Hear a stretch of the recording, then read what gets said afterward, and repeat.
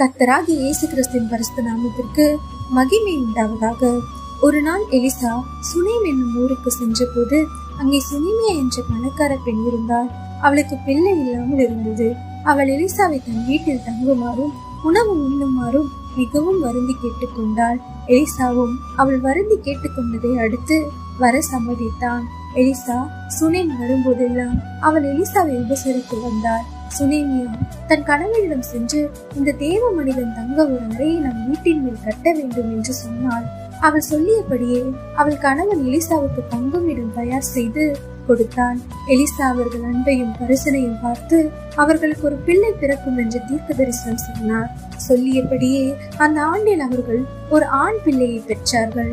ஆனால் ஒரு நாள் அந்த பிள்ளை வளர்ந்த பின் திடீரென்று அவனுக்கு தலைவலி ஏற்பட்டு அவன் இறந்து விட்டார்.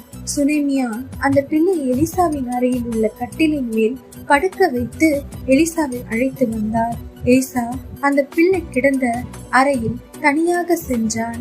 2 ராஜாக்கள் 4:33 உள்ளே போய் தங்கள் இருவருக்கும் பின்னாக கதவை பூட்டி எலிசா கர்த்தரை நோக்கி வேண்டுதல் செய்து பிள்ளையின் மேல் படுத்து கர்த்தரிடத்தில் ஜெபித்து பிள்ளையை உயிர் பெற செய்தான்.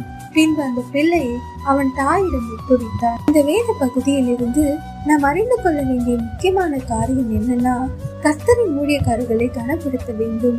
அவர்கள் நாம் கனப்படுத்தினோம் என்றால் கர்த்தர் நம் வாழ்க்கையை ஆசீர்வாதமாக மாற்றிடுவார்.